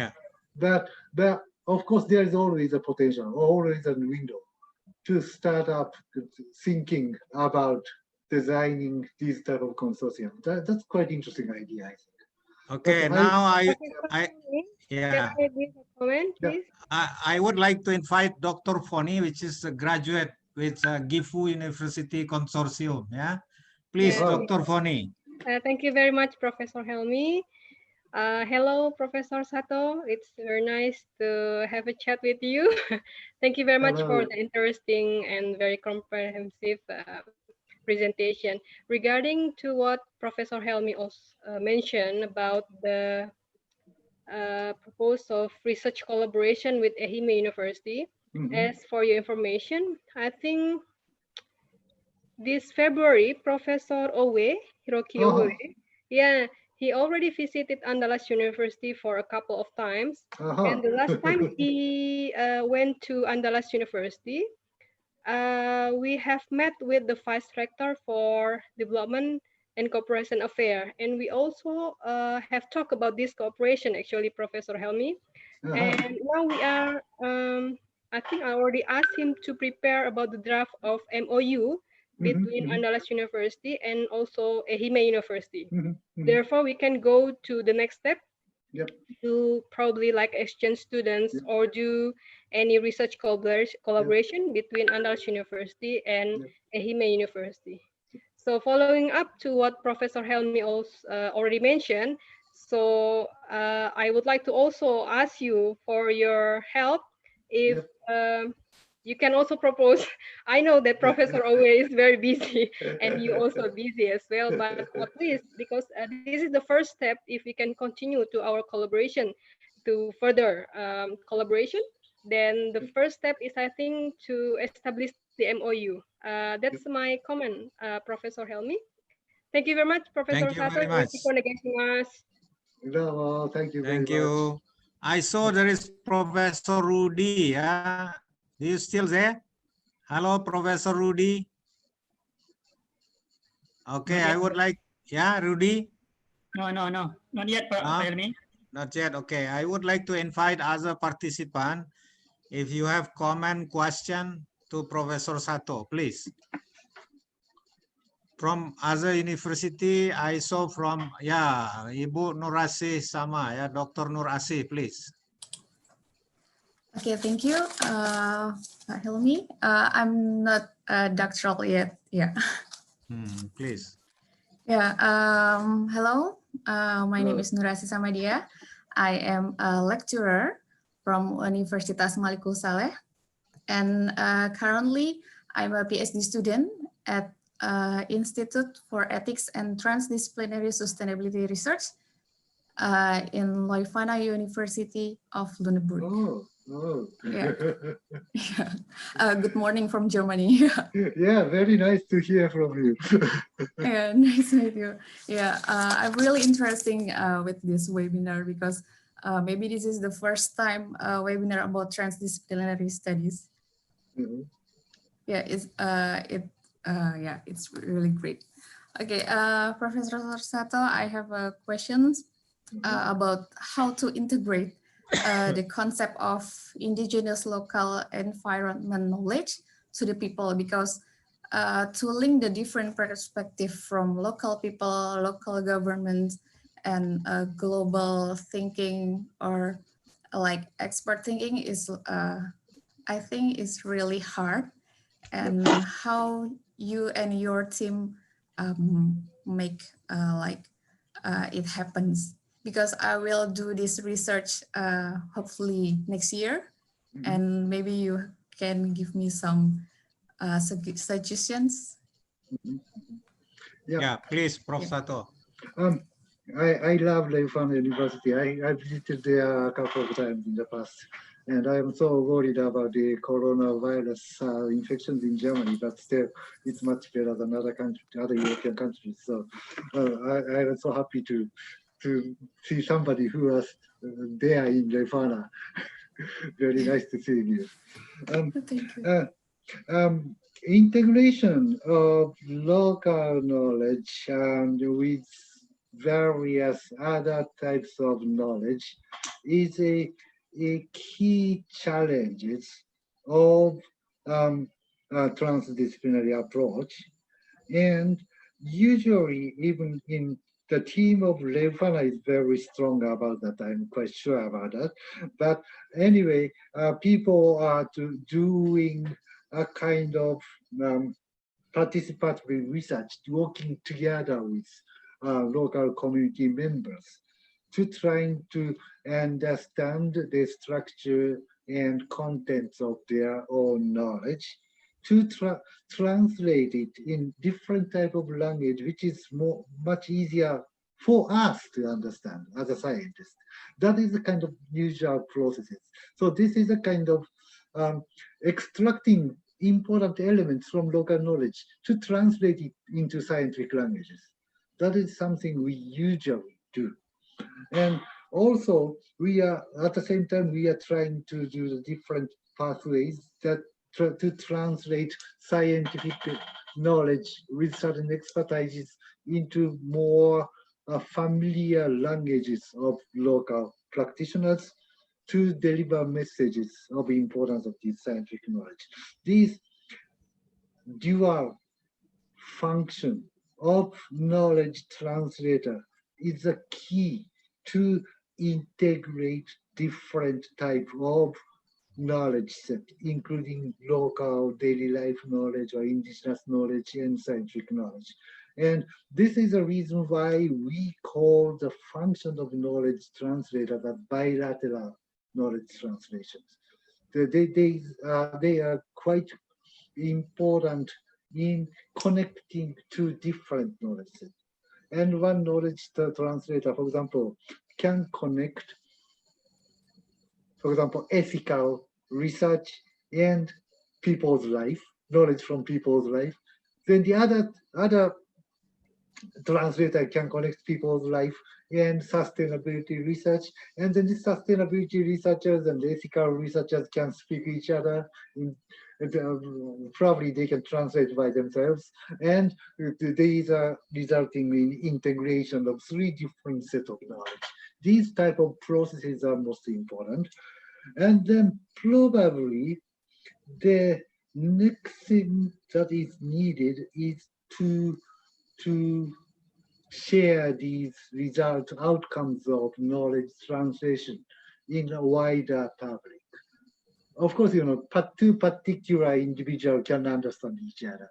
Then how we can translate it into deliver messages to much wider community. One is, of course, academic community, and the other is the local communities. And in this sense, we see it is quite important to do actions together, so that collective action is a phase where some kind of shared knowledge can be crystallized into some kind of action, so that people can understand and evaluate its meaning by themselves. That is a kind of process of integration, so that knowledge integration is not simply a process of integrating knowledge, but it is always associated with actions to improve knowledge, so that the feedback loops to influence real world and gain feedback, and then improve the knowledge and further develop the more integrated way. This type of process is critically important, I think. And this is something transdisciplinary scientists are doing usually. Let's do something together and think together again. This is the kind of way of integration, I suppose. Thank you. Dr. Joaquina Pinto, are you still there? No? Please, other participant. Any of you would like to ask question? Puji Wahyu, do you want to ask question?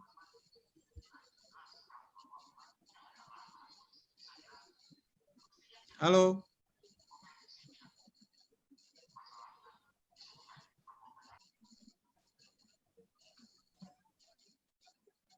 Pak Nyoman, still there? Hello?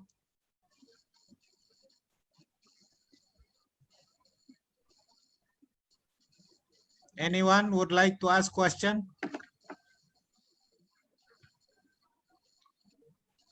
Pak Nyoman?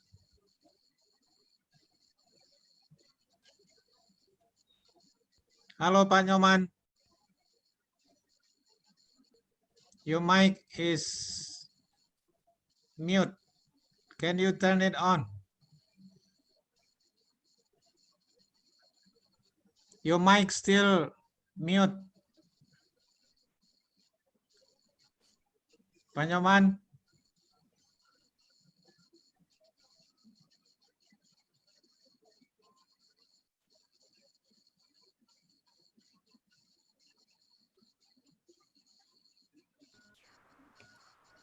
May I have one question to the audiences? Is it okay, Professor Helmi?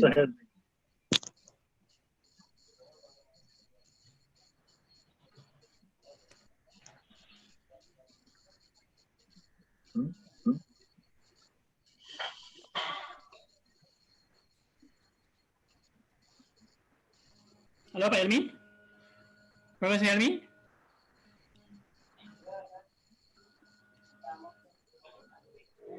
Professor Sato, in chat we have a question from Henny Widi. Yeah. From Henny Widi. Yeah. How to deliver or transfer knowledge of basic science result to the small scale farmer? Is it question? Yep. You know, there is a quite huge variety of basic science. And basic science sometimes have very direct relation with real life. But anyway, basically, we need to choose appropriate parts of knowledge set that has a more significant meaning to, for example, small scale farmers. You know, everything, all the component of basic research doesn't have equal importance to people's life. Rather, we have to re-evaluate scientific research from the viewpoint of real life of people, and sometimes choose or sometimes even modify its style to deliver appropriate and necessary messages to small-scale farmers, for example. And to do that, the basic principle is only one. You know, the first priority is their life, quality of life and well-being. And we will choose the knowledge that is relevant to people's well-being and quality of life. That is the way how we deliver scientific, sometimes basic, sometimes applied, but anyway, any kind of scientific knowledge to local settings. Professor Darsono, would you like to ask question? Professor Darsono still there? Okay, is there any? Yes, I am, yes. Yeah, please, Professor Darsono. I think enough. Okay, we continue, please. Rafnel, still question in the Q&A box? Not yet, Professor Amy. Yeah, okay. Dr. Novialdi has a lot of experience, yeah, doing field research practices.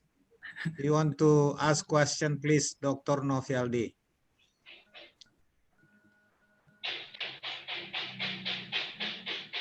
No? Who else would like to ask question? May I ask everybody? Please. It's your turn, yeah? Ask you question, now you to ask question to everybody, please. Now you know that I'm hunting around all over the world about the innovative farmers, innovative fishers, innovative foresters, or any kind of innovative actors that are actually living in a very marginalized conditions. I really am very curious if anybody know really innovative practitioners among small-scale farmers or any other small-scale producers around you who impressed you about their creativity or innovativity. That is my question. Do you know anybody who are really innovative? Anybody would like to share the experience or research with encounter with innovative farmers or innovative local economic actors? Yeah, please.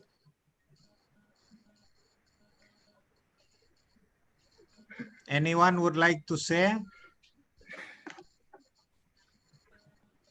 Or maybe we can develop a kind of interactive website. Nice. So those of you participating today can send your experience, and it may be future research site. Yeah, Professor Sato. Yeah, that's quite important. And you know, I can imagine it is rather unlikely that you you have already recognized these type of innovative people, because simply we need a kind of lens to look for these innovative people. If you are communicating with local community in a conventional ways, it is very difficult to find out these people. But if you have a lens of humble scientists to try to find out these real nice innovators in local communities, you will surely find them. So I would ask you, try to find these innovative people whenever you have an opportunity to visit local community. That is my hope, that I can get this type of information in the future. Okay, so it can be part of our future collaboration, but please prepare, prepare your case, local case, best practices. Dr. Foni, are you still there? Dr. Foni, can you share your experience about organic rice in West Sumatra? Yeah, Professor Sato would like to hear a specific case, please.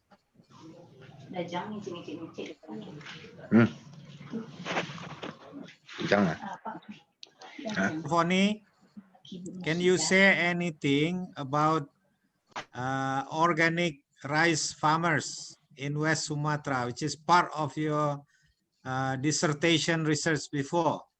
Okay, thank you very much. Yeah, please. How much time do I have? You have 5 minutes. 5 minutes. It's okay. Okay, this is my dissertation, Professor Sato, about the organic rice farming system in West Sumatra. So I analyze the development of the organic rice farming, the importance, the extension workers and the farmers, and how the other stakeholders also participate in this the development of organic rice farming, and also the local government. At the time, they had special budget for organic rice farmers that support, like they buy 250 rupiah. It's about, I think, only 1 yen, 1 or 2 yen per kilogram rice. So, but quite very helpful for the farmers. Yeah. And then I also analyzed the marketing system, the rice organic farmers, and then the consumer perception. So I published it in the Agriculture Marketing Society Journal. So I attended the annual meeting. But I think this year the meeting, all the meeting in Japan is already postponed, yeah, Sensei? Yeah. So yeah, that's all I can say, because I think it's not the time for me to present my paper, and then the time also already was it 12 o'clock, Professor Helmi? I think I can have a personal chat with you if you Just send the summary. Yeah, you can send the summary. We would like, as suggest by Professor Sato, to collect all the best practices. Yeah, the innovators, the local innovators. It can be part of the lesson learned and toolbox later on about transdisciplinary research. Yeah.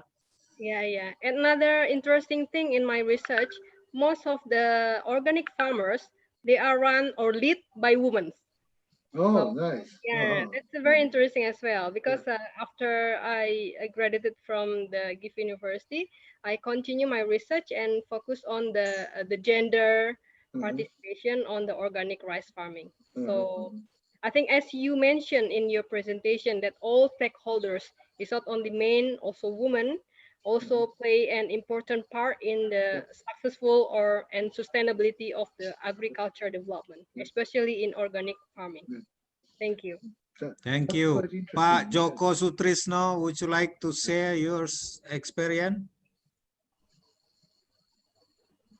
No? All right. Pak Muhammad Yusuf. I think Prof. Darsono would like to say something. Prof. Professor. Darsono, please. Yeah, Prof. Darsono. Opinion. Yeah, please.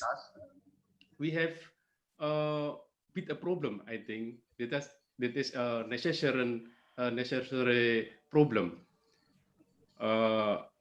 On this discuss about the bridging organization and then collaboration, but in really I feel have some the basic problem about the coordinating, about the sustainability, about the commitment for that building of the organization as a bridging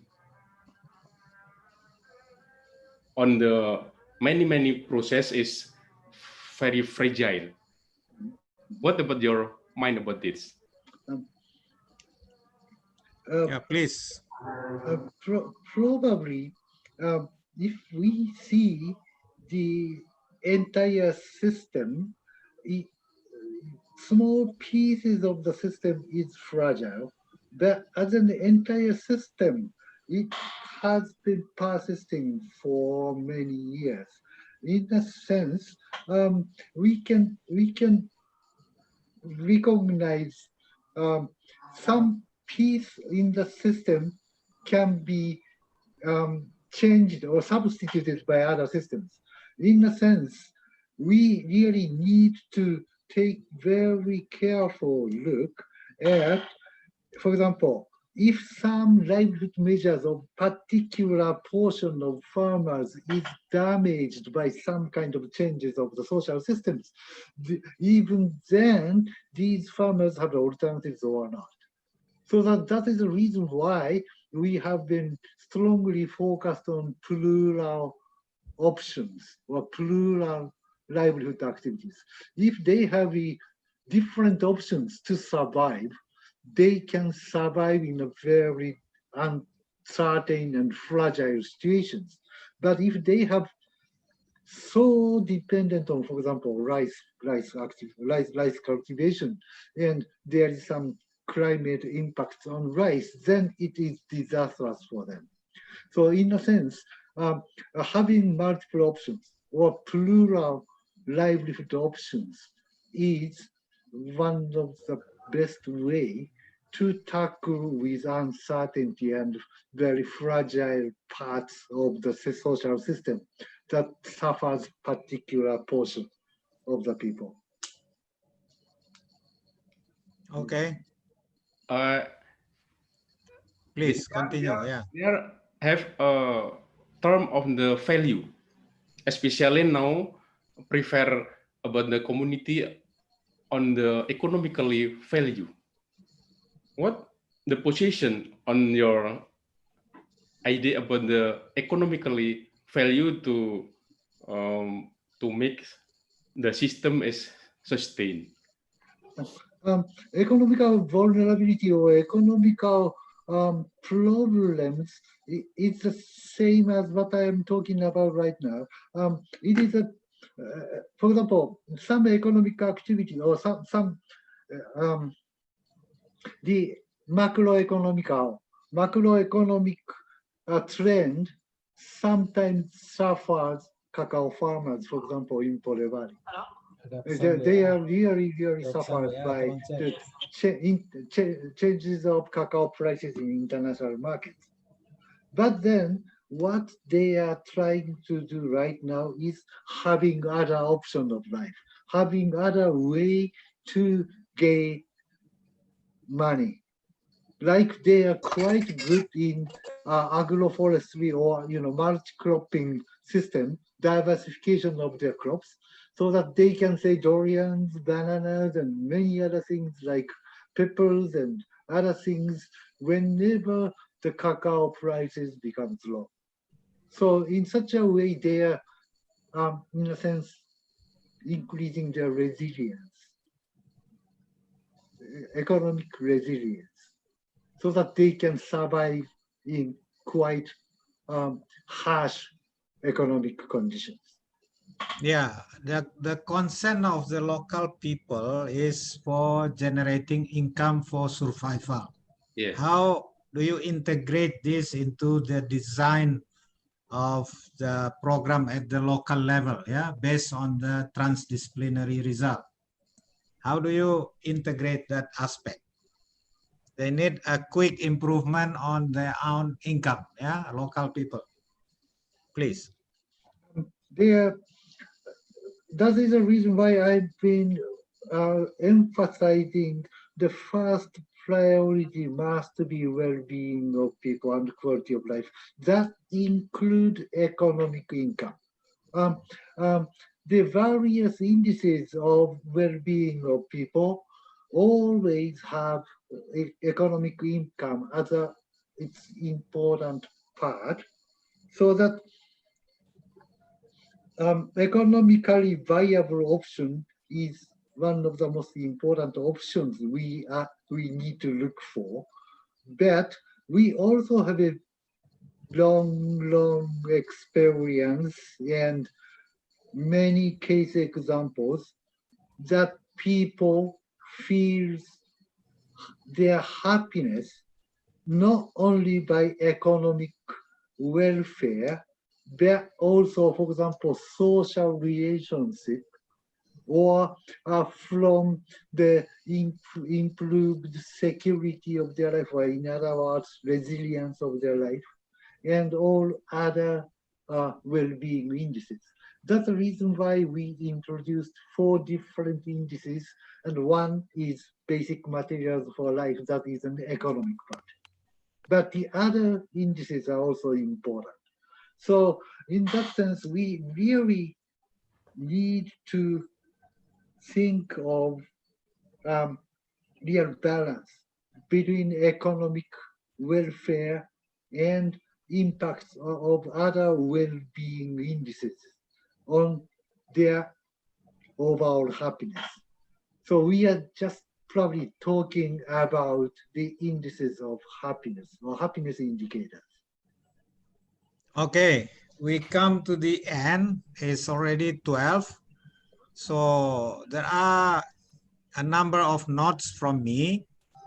One is that to make the science we produce have impact on society, we need to use the transdisciplinary approach in doing research, because the result can be used as a basis for society transformation in this case, or local transformation. So please think about that. Maybe a lot of material already available online.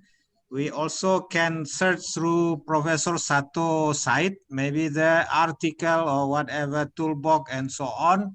So we can take a lesson, we can learn from the experience of Professor Sato and try to apply in our research in the future. Yeah, something collaboration with the stakeholders. And secondly, Professor Sato indicated that we can develop a kind of community of practices, yeah, of transdisciplinary research, and share our experience in the field so that we can learn each other and then improve our research practices to the future.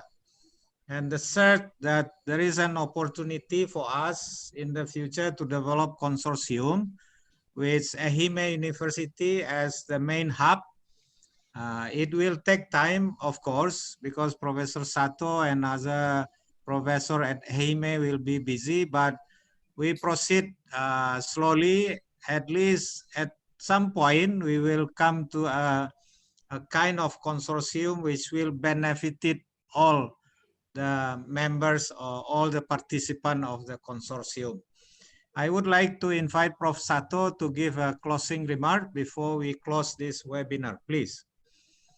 Thank you very much, Professor Helmi. That is very stimulating discussion. I truly enjoyed discussing with you. And, you know, one thing I really wanted to emphasize at the end point is actually what Professor Helmi now mentioned, we really have to look for the potential of societal social impact of these type of transdisciplinary research. That means, what is the evaluation criteria of science? In transdisciplinary science, not only academic performances, but also social impacts has to be incorporated into the evaluation of our research. That is a big challenge we are now trying to advocate, actually, in Japan. And I think this is also quite interesting to see, for example, incorporating social aspects into the evaluation of students, or incorporating real social impact in the faculty members' evaluation systems. These type of things are also quite challenging. And also, it's really interesting to think of in the framework of free campus initiative. Thank you very much for this opportunity for me to Thank you very much. Discussion with you. Thank you. I think we need to follow up some topic which is very interesting, like the innovation management and social businesses. That's one topic. The other is bridging organization. This is a preliminary request, yeah, maybe a month later or 2 months later, we will meet with you again in a webinar, yeah? Yep. So we ask your availability in this case. I'm quite sure I will try to find out some opportunity to visit Andalas University whenever the situation becomes better. Thank you very much. Thank you very much. So thank you to Prof. Sato. Let's give big applause. Let's give big applause to Prof. Sato, yeah? Thank you. Thank you very much to all of you which has participated in this webinar. And then we look forward to meet again. And by that, I would like to end this webinar and see you again in other webinar. Okay, you. Yeah? Salam. Assalamualaikum. See you again. Thank you very much. Waalaikumsalam. We can